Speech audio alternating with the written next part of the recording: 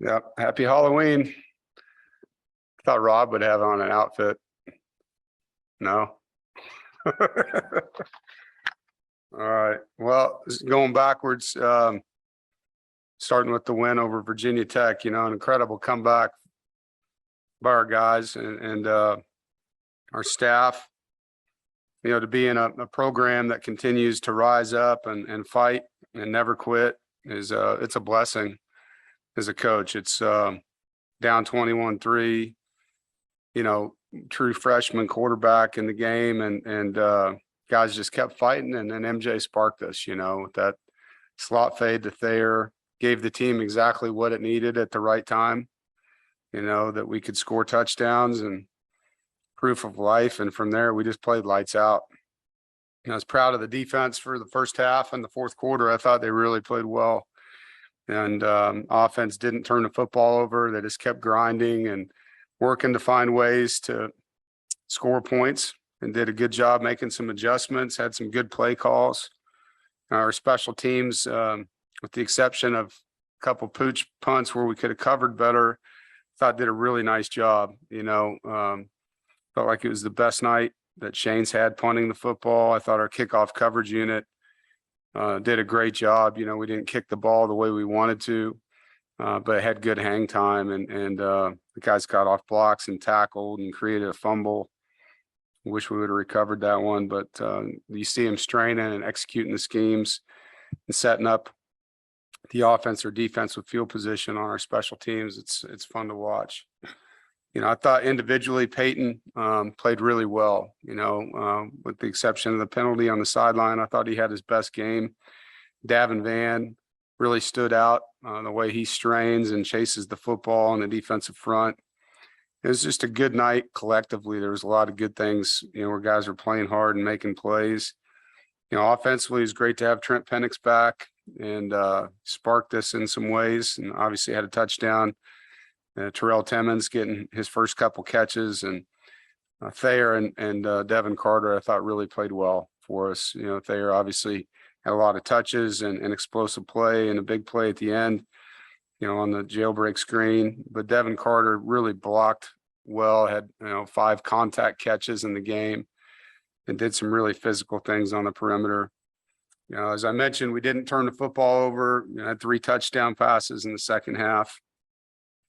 Time of possession was outstanding, 35 minutes. And we were better on third down, over 50% effective. We scored 2 touchdowns in the red zone, and the other red zone drive was a field goal before the half.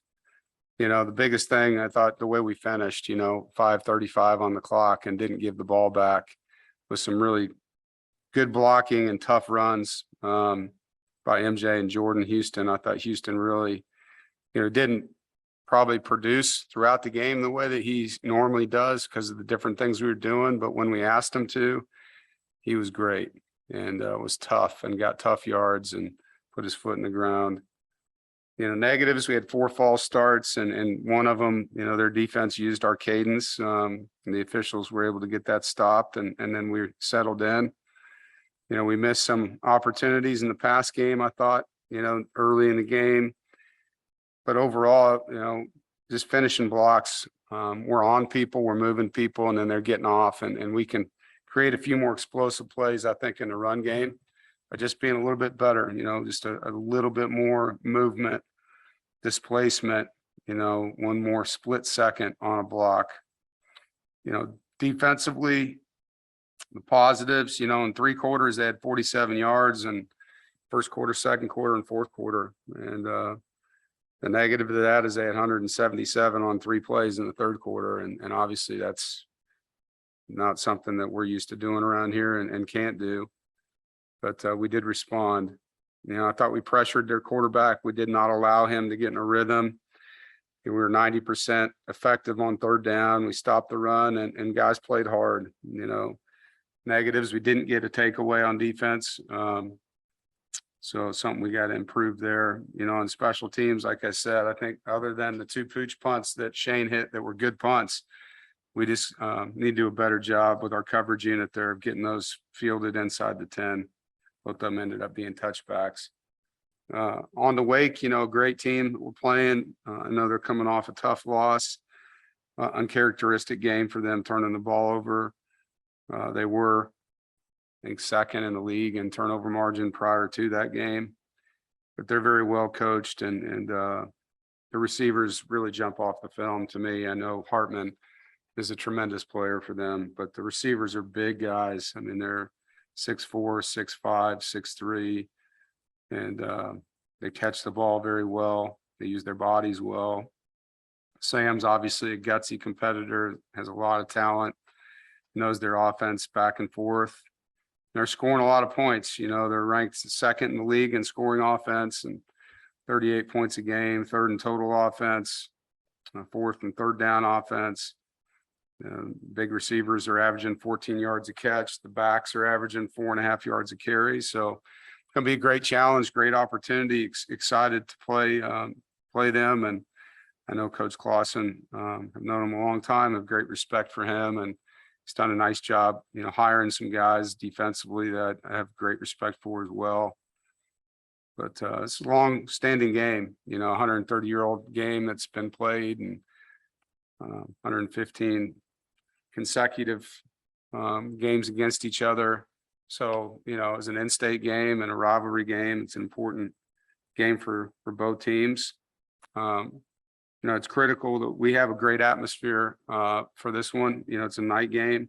It's our homecoming, and our team's overcome a lot. We've been through quite a bit, trying to figure out these pieces as we were missing guys. And as I mentioned in the Syracuse game, one time we had 10 guys off the field, and it was great to get Trent Penix back and see Devin Carter in the game and see Chandler Zavala in the game, and feel like we're going to have Demi Sumo this week. So we're starting to get some key ingredients back on offense. And now that we've settled in with MJ as our starter at quarterback, we need the fans with us. And there's a lot to play for. You got 2 6-2 teams that are really good, in my opinion, that fight. They're competitive, and it's going to be a good football game. And for us being at home, we're here, man. We're fighting. We're doing everything we can to win games. We've had 2 incredible comebacks this season. And so, for our players and staff and coaches, asking that the fan base and the student body be the difference in this game, be the difference for this team, make this stadium shake. We've got a 15-game winning streak in the Carter, and let's do everything we can to come out and support the team and make the opponent's offense unable to hear their cadence, make it where they can't hear their clap, be the difference in this football game. And let's make the night game environment on a homecoming night for such a special group of young men special for them, and that's something that I think we all want. We want this football team to play its best football, and that is 100% easier to do when the other side of the ball can't hear. And so, pleading for that, looking forward to the environment and the homecoming atmosphere. And I know our team's excited. Probably our last home game. Sounds like it is our last night home game of the year. I saw our kick time got released for next week at 3:30. So let's make it the best one that we've had.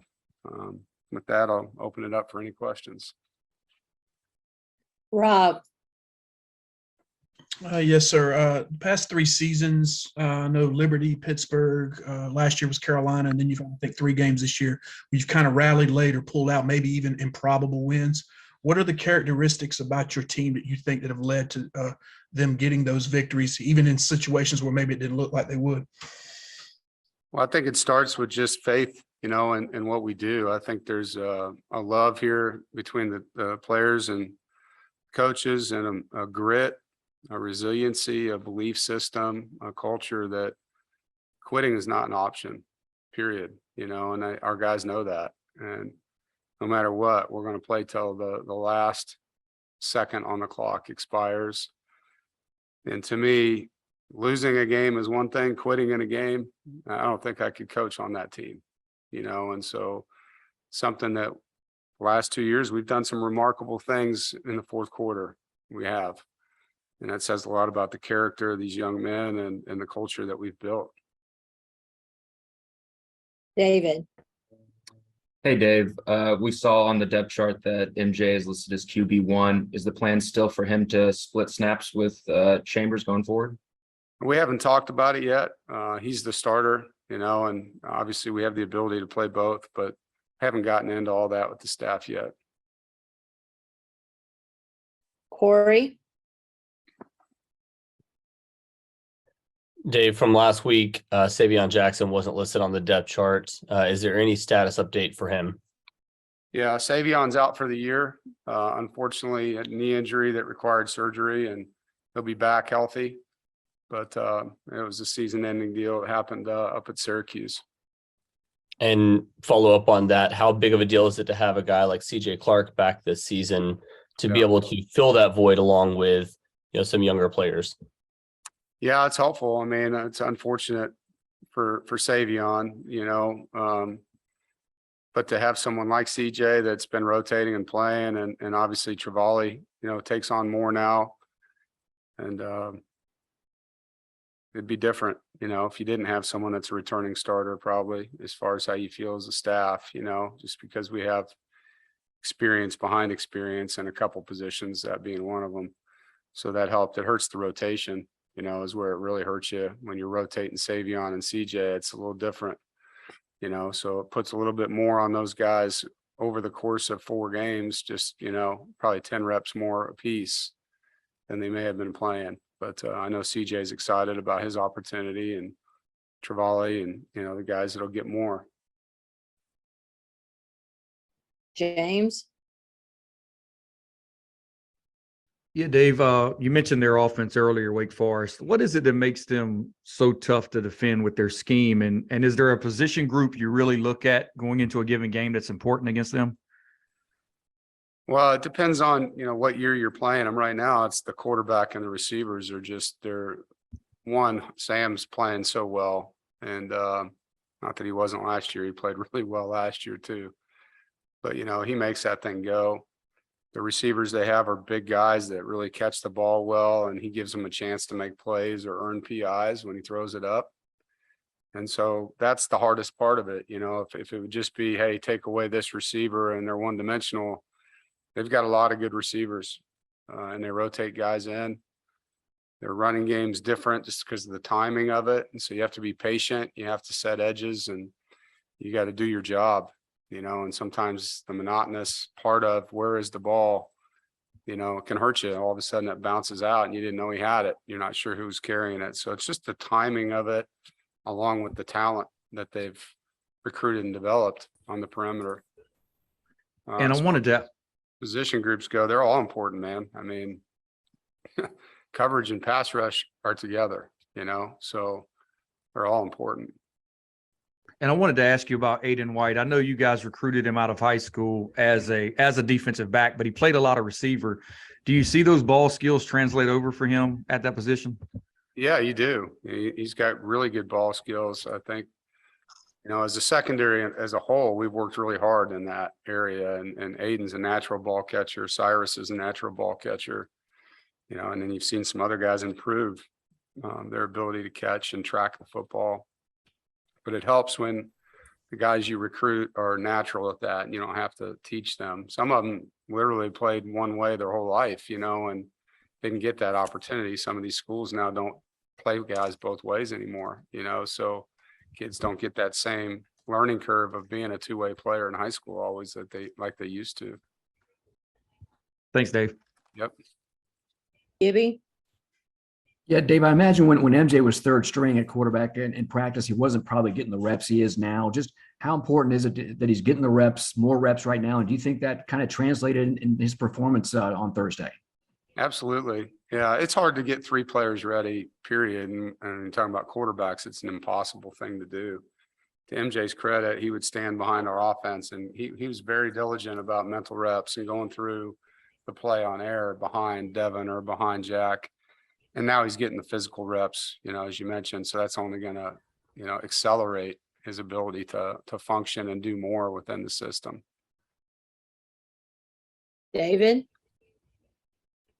You mentioned MJ and then a guy like Terrell Timmons. Is that something where two young guys, had time this season to really, connect and work on the relationship, and then we see that play out against Virginia Tech?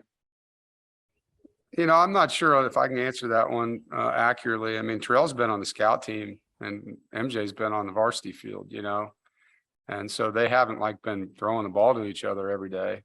Now they hang out together, they're in the same recruiting class, and there's a friendship that may be part of that, David, but the rep part of it's not accurate. Now in one-on-ones, they're with each other every day, but that's a, 5 to 10 minute segment of practice. So yeah, I think Terrell is a really gifted ball catcher. I'm not sure if it mattered who's throwing it up there. He's going to go up and get it. He has that gift. And like I said last week, it's just trying to get him more and more reps so that, you can trust that he's going to do the right things all the time. And he's working really hard at that. He's spending a lot of time, on his own, just trying to pick up little nuances for a guy that wasn't here early, right? He didn't get here till summer too. So he's trying to play catch up still. Chip, Hey, Dave, you mentioned Peyton Wilson earlier in the game that he played the other night. For a guy with a lot of injuries and all the things he's gone through, how would you assess his season this year? And did he have to change anything in the way he played? I know he was always 100 miles per hour kind of guy. Yeah, he is. I'm happy for him. First of all, I think it's been a long journey for him. His injury problem started in high school and his final season, he didn't get to play at all. So to see him healthy and playing the way he is makes me feel good. I'm happy for him and his family.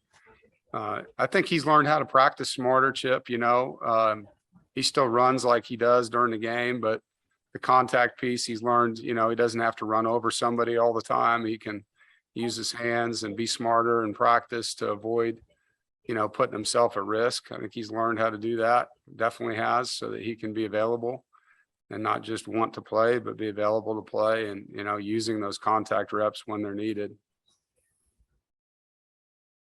Jason, Hey, Dave, you spent a few minutes there pleading for fan support Saturday. Your Twitter account retweeted a tweet that was critical of fans who left the Virginia Tech game early. After the game, you did thank the fans that stuck it out, but how much of a frustration was there with those who left early? And was that you that retweeted that? That's funny. It's funny. I was sitting there and I was like, I'm going to play an experiment here. If I hit, I like this, what's different than if I hit, I retweet this, what would happen? And so I just did it. And then this happened. So it's pretty comical to me. Going back 10 years, man, my first press conference after we beat Louisiana Tech, I thanked the fans for coming and then pleaded with the fans to stay. This isn't new that I want our stadium full until the end of the game. It's not. And so, I don't understand why that upset the Twitterverse. I'm sorry that I upset the Twitterverse, don't do that. But, yeah, I'm here to support our team. I'm here to make our program better. I know it doesn't always look that way when we're not scoring enough points and we're trying, but I was told we really want to win a championship at this school when I got here. And so I care deeply about this program. I care deeply about these players, and I'm going to fight for them, and I think having a stadium that's full for 4 quarters helps you win. I think it helps you recruit too. I do. I think when a recruit comes to your campus and he sees that you can sell out your games and they stay for 4 quarters, and it was the coolest thing he's ever seen, that helps you recruit. And if you recruit better, you play better. And if you play better, you win more. So yeah, I think that's an important thing for everybody to understand. And if they want to go home, they can, but I'm still going to continue to fight to make our program better. As far as the retweet thing, again, that was a fun experiment that was a success or a failure, I guess, however you look at it. But, I had a Saturday off. I was bored. I thought, let's try something new here. But all good, man. Excited to have, a crazy stadium on Saturday night at 8:00. Thanks for clearing that up. Rob, You mentioned how long State and Wake have played each other these many years. And your time at NC State, it's really become almost a must-see game. It's really exciting. The games have been close lately. Your thoughts on how this rivalry has grown in your time and how big of a college football game it is? Yeah, well, it's, the second longest standing consecutive rivalry in the country. And I think the Wisconsin, Minnesota is the other one that might be in front of us. So it's a historical event for one. And both of us, Coach Clausen and I, have built our programs really from the ground up through developmental processes that we both believe in, and have created, two longstanding programs with longstanding head coach, and both of us have done it the right way in recruiting and through development. I have a lot of respect for them. So yeah, I mean, I think it's a game that comes down to one possession almost every year. And it seems like whoever has the ball last comes away with it. And last year it came down to an onside kick that we felt like we got, and they felt like we didn't. It's just one of those games, and we got them here in 2020. And so I think the last 12 were 6-6. It's a really, I don't know if you call it evenly matched, because, however you guys look at that, you can figure that out. But it's two good football teams that are in the same state that I think do things the right way, and it's going to be a good game. James, Dave, you got back Trent Penix this past week. Just watching the tape back, your thoughts first week with him back in the lineup for you? Yeah, it makes a difference. It's a position that has produced a lot for us over the years. And Trent, as you guys know, brings a different element to the tight end room. It's not just a guy that can catch, but he can run after the catch. He caught a little spacing route and turned it into a 10-yard gain after the catch, and instead of just getting caught catching a ball and being tackled, he's a run after the catch threat. And to me, that's huge to have. He's a guy that blocks hard, he plays hard, he can catch the football, he runs good routes, so it just adds another piece to the offense that allows certain things to, get explosive at times, and another position room. And kind of a similar question, you mentioned maybe getting Demi back this week. Is that some of the same stuff you're missing from having him? Like, are they kind of similar in what they can provide? Obviously different positions, but. Yeah, well, I think so. Demi's had a lot of explosive plays in his short number of reps. And so, the serving size isn't maybe big, but the production out of it's been good, really good. And so would like to have that back in the offense again. And he won't be able to play a whole game. We'd be rotating guys anyway, Jordan and he and whoever else we end up putting back there, whether it's DeMarcus or Delbert or Michael Allen. I just think adding another player to the mix that brings an explosive element to the game. He's hard to tackle one-on-one. He's physical. He's a really good blocker and pass protection too. So, Demi brings some things, and hopefully we'll have him. I mean, I can't guarantee it, but he is feeling better than he did the last couple of weeks. Matt, Yeah, Dave, obviously MJ and Terrell Timmons had big games Saturday. Are there some other freshmen that maybe you're having the luxury of redshirting because of the experience you have that have really kind of excited you guys in developmental practices so far this year? Well, we're very excited about a lot of them. I think Michael Allen, you got to see him run a little bit. Can't remember what game that was now, but he's got another gear, and so Michael's a guy we're super excited about. On defense, I think Dejon Thompson, linebacker, torn right. Those two guys work hard every day. Brandon Cleveland has gotten a lot better on the defensive line. And so it's just a matter of time, and obviously when your depth chart flips over, when guys leave, but they're going up against starters every day and getting to see them get better and better and better. And so those guys come to mind off the top of my head.